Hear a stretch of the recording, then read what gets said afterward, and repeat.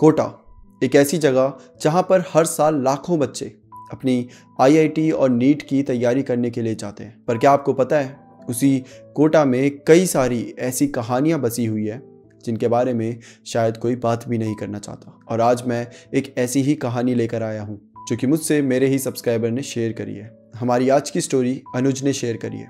अनुज कोटा में शिफ्ट तो हुआ था, लेकिन वो कोई एज अ स्टूडेंट नहीं गया था, वो वहाँ पर गया था एज अ मेंटोर। कोटा में जाने के बाद मोस्टली कोचिंग के पास के फ्लैट्स ऑक्यूपाइड थे, क्योंकि बच्चे वहाँ पर पहले से ही कवर कर लेते थे और पीजी वगैरह का भी सेम ही हाल था। इसी वजह से अनुज को अपनी फैकल्टी से काफ़ी दूर पीजी मिला, एक ऐसा पीजी जिसकी हालत काफ़ी ख़राब थी। पीजी की हालत भले ही बुरी थी, बट अनुज के पास कोई और ऑप्शन भी नहीं था। उसकी जो ज्वाइनिंग थी वो बस 2 दिन बाद थी, तो वो 2 दिन कैसे निकल जाते हैं अनुज को पता भी नहीं चलता। उस पीजी को ले लेता है और वहाँ पे साफ़ सफाई करने में ही उसके 2 दिन निकल जाते हैं। अब मैं थोड़ा सा आपको उस पीजी के बारे में बता देता हूँ। तो ये जो पीजी था, इसमें टोटल 3 रूम्स थे। सिर्फ ग्राउंड फ्लोर पे था, 3 रूम्स थे और तीनों रूम की हालत बहुत ही गंदी थी, बहुत ज़्यादा गंदी। सालों से ऐसा लगता था कि इस पीजी में कोई रह ही नहीं रहा। इसकी जो छत थी, अगर कोई हेल्दी इंसान, मतलब अच्छा खासा थोड़ा सा मोटा इंसान उस छत पर कूद जाए ना, तो ऐसा लगता था कि छत टूट जाएगी। इस हालत में पीजी था। अब जो अनुज होता है वो इस पीजी को अर्जेंटली लेता है, क्योंकि उसके पास कोई और ऑप्शन नहीं थे। बट उसका प्लान ये था कि 2-3 महीने बस, उसके बाद मैं इस पीजी को चेंज कर दूंगा और कहीं अच्छी जगह जाकर शिफ्ट हो जाऊंगा। अब अनुज तो एक रूम में शिफ्ट हो जाता है। दूसरे रूम में अनुज का एक दोस्त होता है नितिश, जो कि थोड़े ही दिन में आने वाला था, मतलब थोड़े क्या 1-2 दिन में ही आने वाला था। वो भी अनुज से बात करता है कि यार देख, तू जहाँ शिफ्ट हो रहा है मैं भी वहीं हो जाऊँगा। अनुज भी बोलता है ठीक है भाई, मुझे एक पीजी मिल चुका है, देख ले अगर तेरे को सही लगे तो। नितिश बोलता है अगर तू रह रहा है तो मैं भी रह लूँगा। तो दूसरे रूम में नितिश हो जाता है और तीसरे रूम में जो पीजी का ओनर होता था, जिसकी काफ़ी मतलब वो काफ़ी बूढ़ा हो चुका था, 70 साल का ओनर था, वो तीसरे रूम में रहता था। अब अनुज 2 दिन बाद अपनी फैकल्टी ज्वाइन कर लेता है और अपने ऑफिस से घर आने में प्रॉपर उसको 1.5 घंटे लग जाते थे। अब जब वो ऐसे ही काम करने के बाद पीजी आता है तो उसके साथ नितिश भी आ जाता है। नितिश बोलता है चल ठीक है, दिखा भाई तू कहाँ रह रहा है, और अनुज उसे पीजी दिखाता है। पीजी देखने के बाद नितिश तो अनुज को घूरता रह जाता है। अनुज को भी पता था कि ये मेरे को क्यों घूर रहा है। अनुज उसे कहता है कि देख यार, 2-3 महीने गुजारने हैं बस, उसके बाद हम दोनों कहीं और शिफ्ट हो जाएंगे अच्छी सी जगह, और वैसे भी इस समय यार बहुत हाई डिमांड चल रही है, तो अपने को पीजी नहीं मिलने वाला, तो थोड़ा सा तो कॉम्प्रो करना पड़ेगा। नितिश भी बोलता है चल ठीक है यार, अब तू कह रहा है तो रह लेंगे, कोई दिक्कत नहीं है, 2-3 महीने बाद ही चेंज करते हैं। अब शाम हो जाती है। नितिश और अनुज वैसे तो दोनों अलग अलग रूम में रहते थे, बट मोस्टली साथ ही दिखते थे। तो ये दोनों साथ में ही एक किचन में खाना बना रहे होते हैं। अनुज के ही किचन में खाना वाना बना कर ये खाना खाने बैठ जाते हैं। बहुत भूखे थे, नितिश तो बहुत ज़्यादा था, क्योंकि वो तो अभी जस्ट आया है और उसने कुछ खाया भी नहीं था।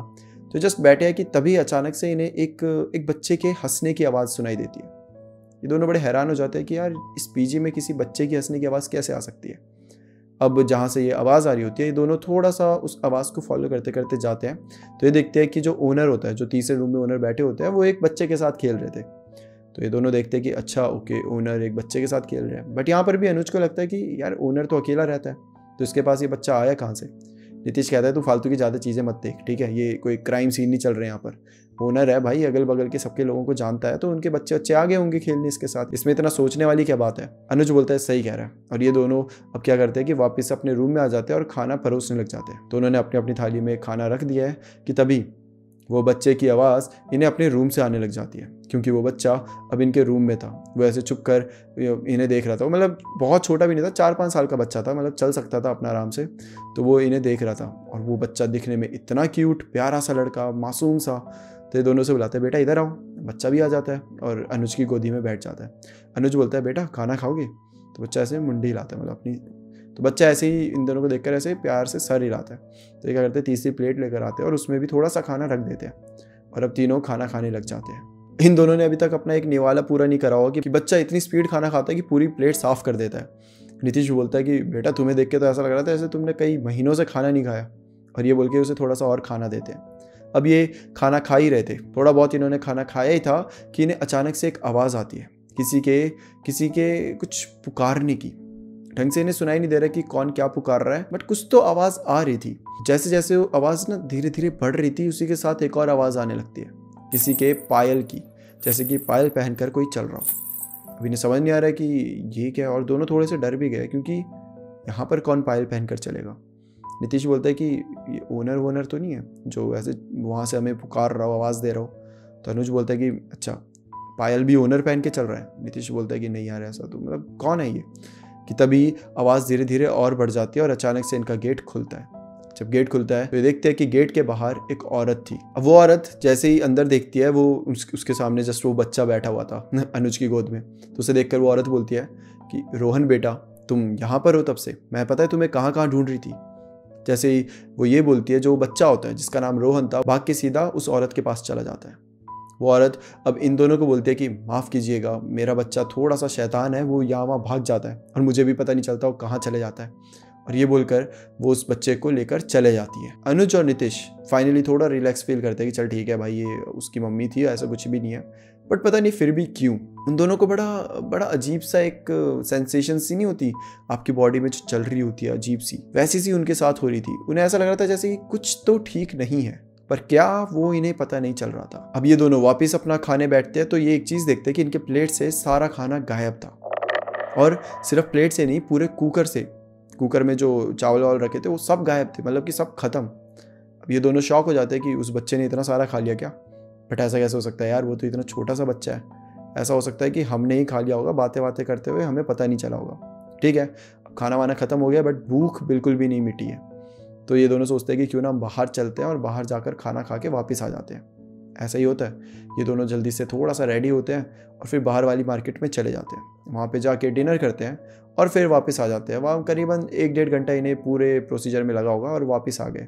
अब अनुज तो बहुत थक चुका था यार, सुबह से उठा हुआ है, काम करा, फिर उसके बाद सफाई करी, फिर नितिश आया, रूम दिखाया, फिर खाना बनाया, मतलब सब कुछ करके अब वो थक चुका था।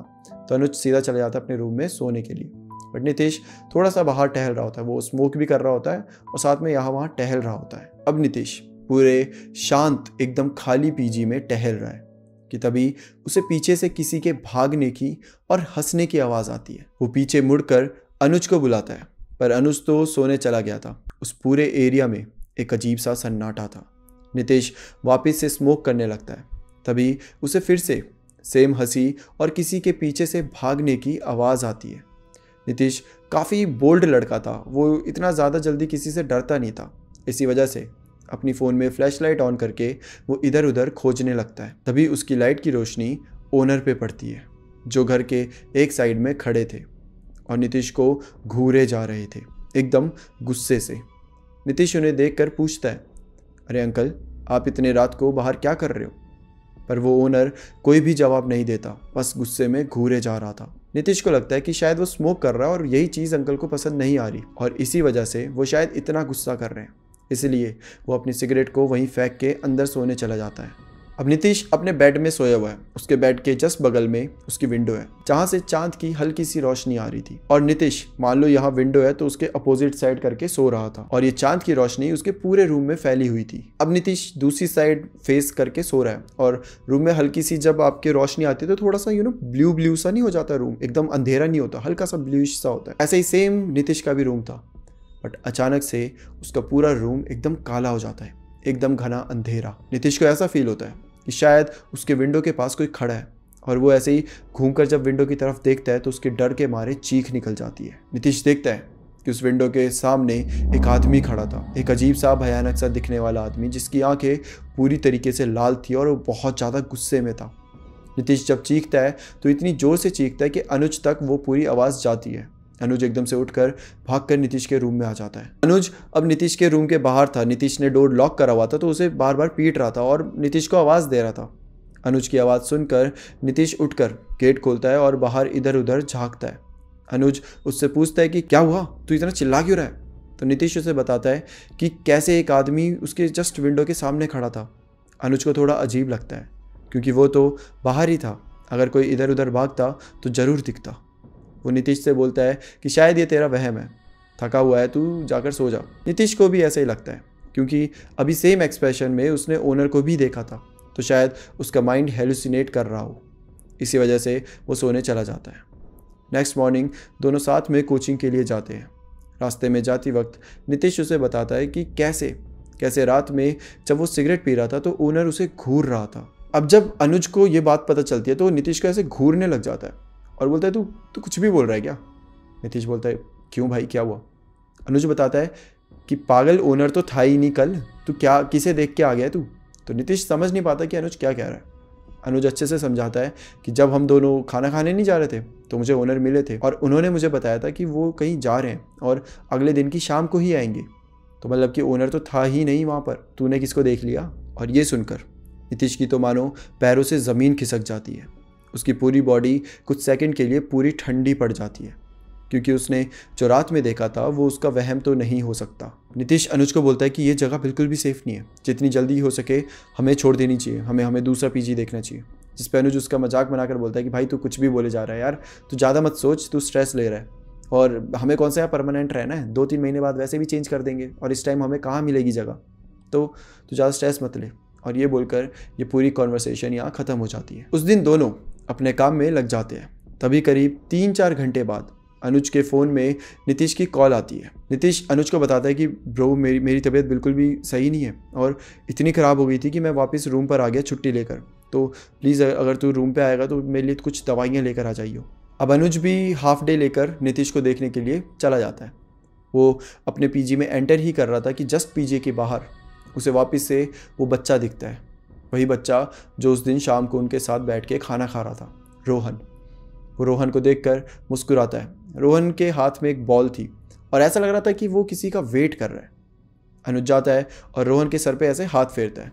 हाथ फेरते ही अनुज को बड़ा अजीब सा फील होता है, क्योंकि उसे ऐसा लग रहा था जैसे कि उसने किसी सड़े गले मांस के ऊपर हाथ फेर दिया हो। क्योंकि जब वो रोहन के सर पे हाथ फेरता है तो ऐसा लगता है जैसे उसके सर का हिस्सा थोड़ा सा धंस गया अंदर, जो कि अनुज को बहुत शॉकिंग लगता है। वो एकदम से हाथ हटा देता है और वहाँ से चला जाता है। अनुज को उस बच्चे को देखकर न जाने क्यों पर थोड़ा सा डर लग रहा था, लेकिन वो माइंड ना करते हुए नीतीश के रूम की तरफ बढ़ता है। लेकिन जैसे ही वो नीतीश के रूम के पास पहुंचता है, वो देखता है कि उसके रूम के डोर पे ताला लगा हुआ है। अनुज काफ़ी कंफ्यूज हो जाता है कि नीतीश उसे बुलाकर खुद कहाँ चला गया। वो उसे खोजने के लिए छत की तरफ बढ़ता है। जैसे ही वो नीतीश की विंडो क्रॉस करता है, उसे नीतीश के फ्लैट में किसी के होने की झलक दिखाई देती है। नीतीश की रूम की विंडो हल्की सी खुली हुई थी। अनुज धक्का देकर पूरा खोल देता है और फिर जो उसे दिखता है उसे देखकर अनुज की पूरी बॉडी फ्रीज हो जाती है, क्योंकि उसके सामने वही लेडी थी जो उस दिन अपने बच्चे को लेने आई थी। और इस बार वो कोई नॉर्मल तरीके से नहीं, बल्कि वो नीतीश के रूम के पंखे से लटक रही थी। अनुज ये देखकर कुछ एनालाइज ही नहीं कर पाता। वो बस फ्रीज हो चुका है। उसे समझ नहीं आ रहा कि मैं क्या करूं, ये लड़की यहाँ पर पंखे से कैसे लटकी हुई है। कि तभी उस लड़की की आंख एकदम से खुल जाती है और वो बहुत गुस्से से अनुज को देख रही थी। उसकी आंखें पूरी तरीके से सफ़ेद थी और वो बहुत ज़्यादा गुस्से से अनुज को देख रही थी। अनुज ये देखते ही एकदम से गिर जाता है। उसे समझ नहीं आ रहा था उसने क्या देख लिया। वो कैसे तो करके लड़खड़ाते हुए खड़ा होता है और वहाँ से भाग जाता है। भागते हुए वो नीतीश को कॉल करता है और नीतीश जब कॉल उठाता है तो अनुज तो मानो पागल ही हो जाता है, क्योंकि नीतीश उसे बताता है कि वो तो अभी भी कॉलेज में है और अनुज इतना डरा हुआ क्यों लग रहा है। अनुज को समझ नहीं आ रहा था कि अगर नीतीश सही में कॉलेज में है तो उसे जो कॉल करी थी, जो ये सब बातें बताई थी कि मेरी तबीयत ठीक नहीं है, ये सब क्या था। कॉल पे अनुज बेहद घबराया हुआ था। उससे आवाज़ से डर साफ झलक रहा था। नीतीश उसको कहीं कंफर्टेबल जगह जाने को बोलता है और खुद भी कोचिंग से हाफ डे लेकर अनुज के पास पहुंचता है। अनुज एक चाय की टपरी पे था। अनुज की पूरी बॉडी शिवर कर रही थी। नीतीश आता है और उससे पूरी बात सुनता है। अनुज जब सारी बात बता रहा होता है तो वो चाय वाला भी उनकी बातें सुन रहा था और वो चाय वाला उनसे उनका एड्रेस पूछता है। चाय वाले को जब ये अपना एड्रेस बताते हैं तो चाय वाला भी मानो हक्का बक्का रह गया था। चाय वाला बताता है कि साहब, जिस घर की आप बात कर रहे हो ना, वो पिछले 15 साल से एबेंडेंट पड़ा हुआ है, वहाँ पर कोई भी नहीं रहता। और आप जिस औरत, जिस बच्चे और जिस बूढ़े की बात कर रहे हो, ये सब एक फैमिली थी और इनकी हत्या 15 साल पहले गैस स्टोव के फटने से हो चुकी थी। और उस औरत का जो पति था वो तो कई साल पहले मर चुका था। चाय वाला आगे बताता है कि उस दिन के बाद से अड़ोस पड़ोस में जो भी लोग रहते थे उन सबको कभी वो बूढ़ा दिखाई देता, कभी वो औरत तो कभी वो बच्चा, जिसकी वजह से उन सब ने एक एक करके वो सारे घर खाली कर दिए। और इसी वजह से आज के टाइम पर वो पूरी सोसाइटी एक खंडर बनी पड़ी हुई है। ये सब सुनकर अनुज और नीतीश दोनों की हालत ख़राब हो जाती है। उनकी हिम्मत ही नहीं थी कि अब वो वापस उस घर में कदम रखें। तभी वो चाय वाला पूछता है कि आपको वो घर किसने बताया। तब अनुज को याद आता है कि जब वो यहाँ आया था तो उसे रूम नहीं मिल रहे थे, तो उसे एक स्टूडेंट ने घर दिखाया था। और तब चाय वाला बताता है कि आप भी फंस गए इस चक्कर में। ये दोनों अनुज और नीतीश एक दूसरे को देख रहे हैं और उन्हें समझ नहीं आ रहा है कि चाय वाला क्या कह रहा है। और फिर चाय वाला बताता है कि जब ये पूरा एरिया खंडर बन चुका था, यहाँ पर कोई भी नहीं रहता था, तब 2 स्टूडेंट्स यहाँ रहने आए थे। उन्हें लगता था कि यहाँ पर फ्री में रहने को मिल जाएगा, बढ़िया है, आसपास कोई भी नहीं रहता और अपने को पूरा प्राइवेट स्पेस मिल जाएगा, तो क्यों ना हम यहीं रह लें। वो यहाँ रहना शुरू तो करते हैं, पर कुछ समय बाद वो दोनों के दोनों यहाँ पर पागल हो जाते हैं। उनकी मेंटल कंडीशन इतनी बुरी हो जाती है कि कोई भी उन्हें मुँह ही नहीं लगाता था। वो जहाँ से जाते थे दूर हो जाते थे लोग कि नहीं इनसे दूर रहो, ये पागल है, ये पागल है, ऐसे करके उन्हें काइंड ऑफ आइसोलेट कर दिया गया था। और कुछ समय बाद खबर आती है कि उन दोनों की भी मौत हो गई थी। वो किसी जंगल में मृत पाए गए थे। उनकी दिमागी हालत सही ना होने के कारण किसी ने ज़्यादा इन्वेस्टिगेट भी नहीं करा, कुछ भी नहीं। पुलिस ने भी सोच लिया कि पागल तो थे, यहाँ वहाँ कूद गए होंगे, कुछ कर दिया होगा, जंगली जानवरों ने खा, मतलब टू बी एग्जैक्ट किसी को पता ही नहीं चला कि उनके साथ क्या हुआ है। क्या उन्हें मारा गया था, क्या वो एक्सीडेंट था, क्या उन्हें जंगली जानवरों ने खाया था, किसी को नहीं पता। सिर्फ एक चीज़ थी जो सबके कानों में आई थी, वो ये थी कि इन 2 बच्चों की मौत हो चुकी है। और कहा जाता है कि उन दोनों में से एक की आत्मा अभी भी भटकती है। आपसे पहले भी यहाँ पर एक लड़का आया था जिसे उसी लड़के ने ये फ्लैट दिखाया था। वो अपने पेरेंट्स के साथ आया था और पेरेंट्स को वो जगह अच्छी नहीं लगी थी, इस वजह से वो लोग यहाँ पर रहने से मना कर चुके थे। जिसके बाद अब आप आए हो और आपको भी उसी लड़के ने दिखाया। ये सुनकर अनुज और नीतीश दोनों की तो हालत पूरी तरीके से ख़राब हो चुकी थी। वो उसी समय उस फ्लैट को छोड़कर किसी और जगह शिफ्ट होने का डिसाइड करते हैं। अनुज का तो ये भी बताना है कि आज तक वहाँ पर उनके कपड़े, उनका सामान सब कुछ पड़ा हुआ है, फिर भी वो वहाँ नहीं गए। उन दोनों ने करीबन 3-4 दिन अपने दोस्तों के पीजी में गुजारे और उसके बाद फाइनली एक अच्छा सा पीजी जिसका दाम थोड़ा सा ज़्यादा था, बट एटलीस्ट वो सेफ़ था। उधर आपकी जान सलामत थी और इसीलिए अनुज और नीतीश उसी फ्लैट में अब शिफ्ट हो गए हैं। तो ये थी दोस्तों अनुज और नीतीश की कहानी। उनकी किस्मत अच्छी थी कि उन्हें वो चाय वाला मिल गया जिसने उन्हें ये सब चीज़ें बता दी। शायद अगर वो चाय वाला ना मिलता तो उनकी हालत और ज़्यादा ख़राब हो सकती थी, क्योंकि हो ना हो वो दोनों वापस से उसी घर में जाते, और अगर जाते तो उनके साथ क्या होता ये किसी को भी नहीं पता था। शायद उन दोनों का भी हाल उन 2 बच्चों की तरह हो सकता था जो वहाँ गए तो रहने थे पर फिर पागल हो चुके थे। सो या that's it for today guys. अगर आपको ये स्टोरी पसंद आई हो तो आप इस चैनल पे सब्सक्राइब कर सकते हैं, क्योंकि ऐसी कई सारी स्टोरीज इस चैनल पर आती रहती है। That's it for today. फिर मिलते हैं किसी और टॉपिक के साथ। तब तक के लिए bye bye and take care.